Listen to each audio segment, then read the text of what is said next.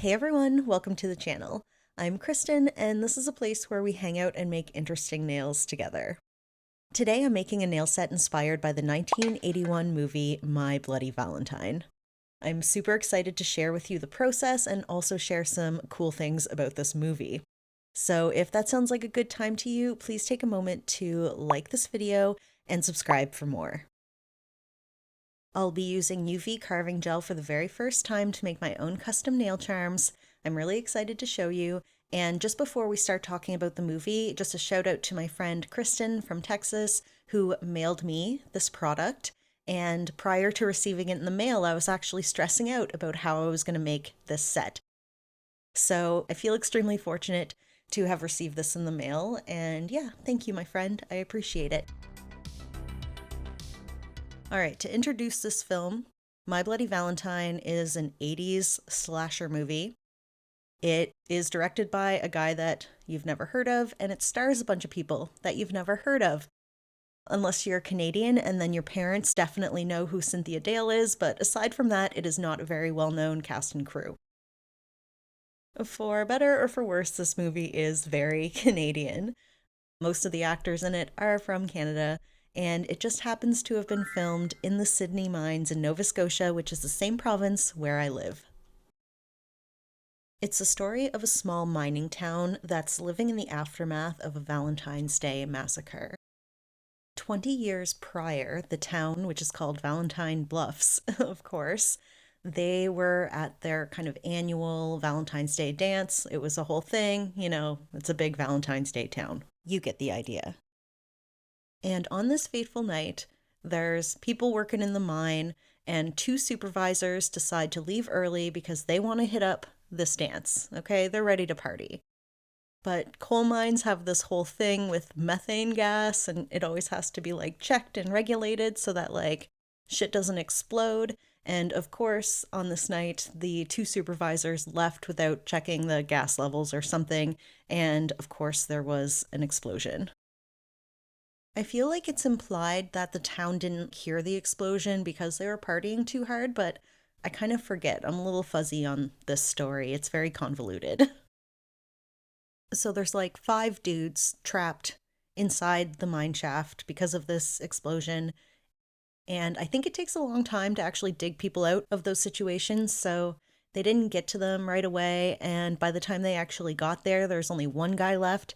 His name is Harry Warden, and he resorted to cannibalism to survive. So basically, they found him there just eating his friends, being crazy. He's totally traumatized. So then a year goes by. It's Valentine's Day the next year. I don't know what Harry Warden's been doing throughout that year, but he's definitely psychologically damaged by the event that happens. And on the night of the annual dance, he dresses up in his mining uniform and mask and everything, grabs his pickaxe, and he kills the two supervisors that left the mine early that night the year before. And he cuts out their hearts, places those hearts in a heart-shaped Valentine's Day candy box, and leaves a note to the effect of, "Do not party on Valentine's Day anymore or I'ma kill more people." So those last couple of details were a big inspiration for the nail set. So I am making a pickaxe, which is what I'm working on right now. And I also made the heart and the heart-shaped box. So yeah, now you know why. Why it's like that, why I picked those charms. So Harry Warden was caught for these crimes, placed in an insane asylum, and the town did stop holding Valentine's Day dances, probably because they were traumatized too, For 20 years, they don't hold this dance. But then after 20 years, people forget. And the town they're booting it back up. They're excited. They have decorated the shit out of their little town, and they are celebrating Valentine's Day. The party is back, bitches. So everything I just went over is literally just the backstory for the actual story. Whoever wrote this made it way more complicated than it needed to be. I really wish the story was more simplified. Isn't this the cutest little pickaxe nail charm you've ever seen in your life? I'm so excited. Look at it. Chop chop, I'm gonna kill you. I'm gonna rip your heart out.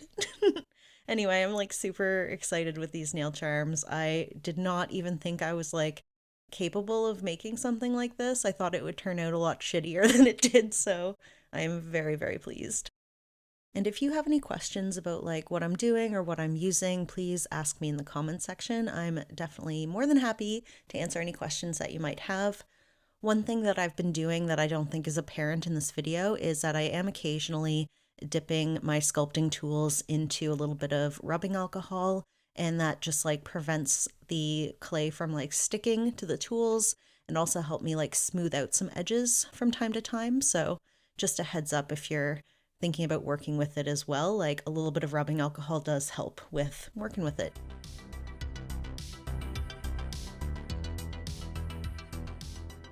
So back to the story. The movie centers around this group of young adults that are helping to set up for the annual dance. And yeah, they're just like party planning, making decorations, doing lots of cute stuff like that. The characters in this are really charming. Charming is like a word that comes to mind for me a lot with this, and I don't know if it's because it feels so inherently Canadian to me that I'm just like, oh, it's so charming. But I do find the interaction between the characters to be quite like lovable, and they just feel like people that are from this part of Canada, to be quite honest. Oh, by the way, this part of this nail charm was literally like the hardest thing to make. Like trying to make these sidewalls for the candy box took me for freaking ever. Like I think it turned out literally so close to perfect, but yeah, this was so hard to do and I could not imagine how I would have made this with acrylic. So again, this carving gel is such a game changer for me, I think. And sorry that I kind of flip back and forth between what I'm doing and what I want to talk about. I don't think I've totally hit my stride yet with these videos and how to like format them so that they're easy to digest and make sense and are entertaining and all that crap. So anyway, just bear with me.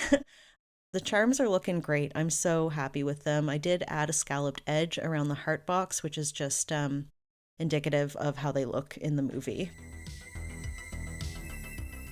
So, where we left off in the movie is we're focused now on this group of young adults living their lives, being kind of adorable, and kind of behind the scenes in the town. Nobody really realizes it except the sheriff, but he got a Valentine's Day box of candy and there was a fucking bloody human heart in it. So, we don't know if it's a copycat killer. We don't know if Harry Warden's on the loose again, but like, there's a real threat to this town again. They don't know if they should cancel the dance or what to do, but they're going to keep it on the down low for the time being. And I think it's after the second murder that they ultimately decide to cancel the Valentine's Day dance for fear that the killer might strike again. The group of young adults that we're following basically decides that since the town dance is canceled, they're going to have their own dance and they're going to hold it in the mines. Oh my god, it's so stupid. Like, mines are so unsafe. You definitely do not host a dance in the mines. Oh my god. And that leads into the last act of the film, which is entirely in the coal mines. It's really exciting. The pacing is really good. It's aesthetically really pleasing with the set design of the mines and everything. Feels pretty claustrophobic. So that whole part of the movie is actually like my favorite and definitely makes it like worth watching, especially if you're into like, horror movies, slashers, things like that. The end does reveal who the killer was this time around. I'm actually not going to spoil it for you in case you want to watch it. And it does kind of leave things open for a sequel. However, a sequel was never made. I made a little like pro and con list of things in the movie that I liked and didn't like, and surprisingly, the pro list is like way bigger than the con list. So let's go through a couple things and I might interject some fun facts that I learned as well, but we'll see how it goes. So the first con is the writing, like I mentioned before, the story is overcomplicated. And I also find that the killer or killer's motivation is kind of a stretch. I don't really believe it. The three main characters are in a love triangle and it's super boring. Like, no chemistry there at all. The character name Harry Warden just is not memorable at all. He needed like a cool serial killer name for the masses to really grasp onto. Yeah, there's a reason why I didn't call this video like what if Harry Warden had a nail tech because nobody would watch that, I don't think, and they'd be like, what the fuck are you talking about? So, yeah, his name lacks cultural impact for sure.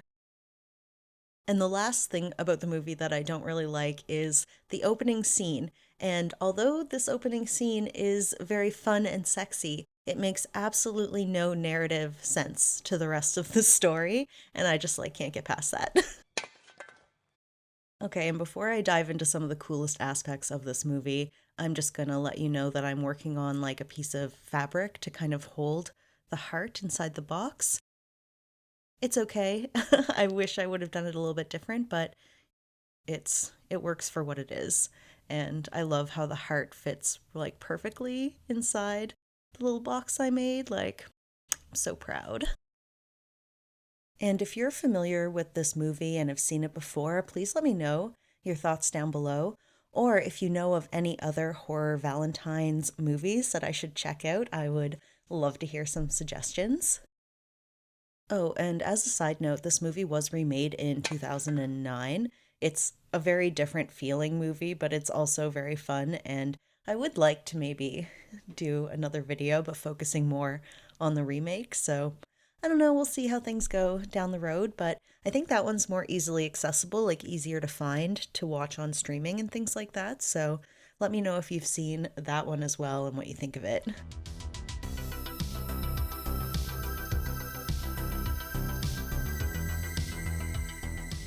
When I decided to do just a simple French tip for the base of these nails, that was very much inspired by how I feel about the town of Valentine Bluffs as a whole. I find the town itself to be very like sweet and simple and classic. So I really toned down my own chaotic ideas and went with something classic and pretty for the base. And that leads us into the pros of this movie because the quaintness and the charm of the small town is definitely a wonderful feature, and all of the characters are really likable as well. And I love that Valentine's Day is heavily themed in this movie. It is front and center. Whether they meant for this to be a Valentine's movie from the beginning or not, they went all out with the theming. The way that they decorated the town and the rec center is just so freaking cute. There's like hearts everywhere, pink and red and white streamers. Yeah, it's so precious. I love the heavy Valentine's Day theme. In my opinion, the whole movie is very aesthetically pleasing, whether you're in the town, at the bar, in the streets, or in the coal mine. There's lots of interesting things to take in, and I appreciate that. The local bar is filled with Canadian beer, like Moosehead is front and center, if you know what that is, and everyone's about a drink away from getting into a fist fight. And it comes complete with like a cranky old bartender that tries to warn all the young people of the danger that's coming. But of course, no one listens to him. The nails are coming together pretty nicely. You can start to see the vision taking form. I'm going to add some cute little sequins onto some of the nails, again pulling inspo from the cute little town and their cute little decorations. There's a really great kind of contrast in the movie, especially like the first of it where it's mostly centered in the town versus the end where it's like all in the coal mines. Even though those two things, coal mines and Valentine's Day, like they don't naturally mesh together, but they did do a good job of like making it work in this movie. I feel like the best that they could have. And to quick fire, just a couple of other things I really like about the movie. I think that the killer is actually scary in his scenes. I mean, his name sucks, but he is scary when he's coming after you. And the movie itself actually has its own theme song. It was totally like an afterthought that was tacked on, and it sounds so Canadian. It's hilarious.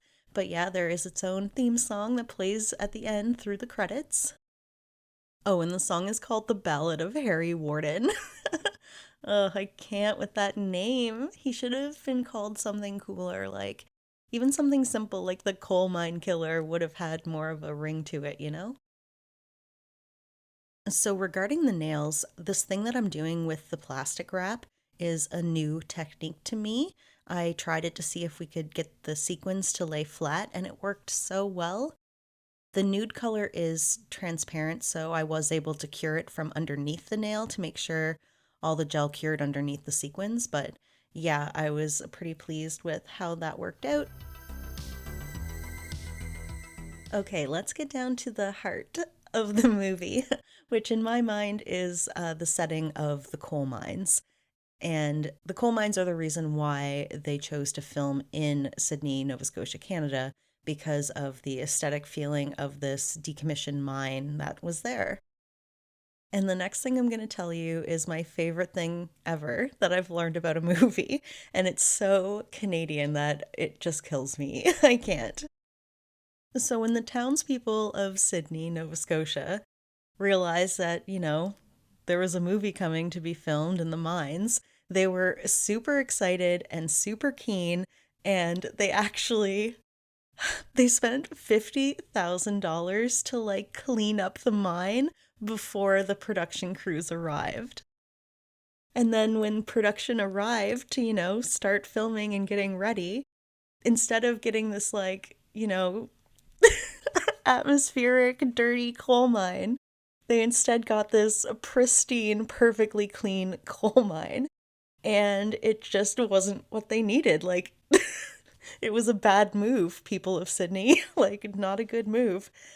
And the production team ended up spending another 75,000 of the movie's budget just to dirty up the coal mine again and get it back to the way it looked prior. I love thinking about this because it just makes me laugh. Like, it's so Canadian for us to be so nice that it actually causes a problem. So, filming in these mines was probably way more trouble than anyone expected. And remember how I mentioned like methane earlier? Well, there were still pockets of gases like methane in these old decommissioned mines. So they did have to have professionals there to maintain methane levels and make sure that nothing was going to blow up. Because of those same kind of natural gas levels that just exist in mines, the crew couldn't use the lights that they were used to using. The lighting equipment was too hot and could cause explosions. So they literally had to change everything. They had to change their lighting, their lenses, their camera, how they're going to shoot everything, just so that, they could authentically film inside a real mine. And honestly, props to the whole crew for going through all of the hassle that they went through because the scenes in the mine, like I mentioned earlier, are just wonderful. They're dirty and you feel like you're trapped somewhere and it's exciting. And I've never seen another movie aside from its remake, filmed inside a real mine like that. And it's really to the benefit of the movie. And since we're still talking about the coal mines, that's actually kind of what I'm working on with the nails right now.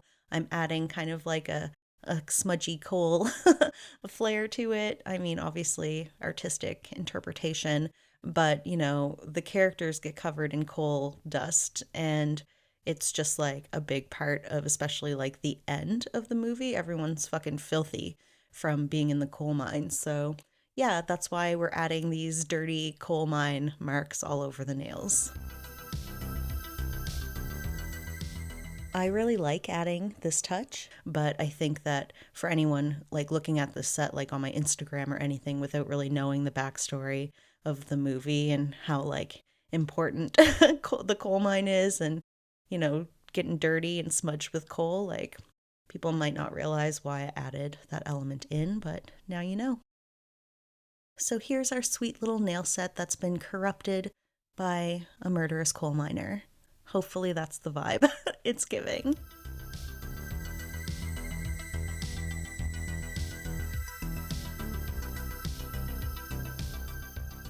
Okay, I'm creeping in with the finished set. I'm so happy with how it turned out altogether. Please let me know your thoughts down below, good or bad, I'll take it all.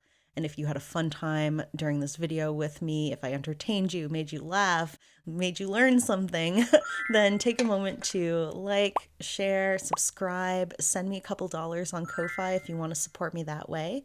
And yeah, just thank you so much for being here. I appreciate you so much, and I'll see y'all in the next one.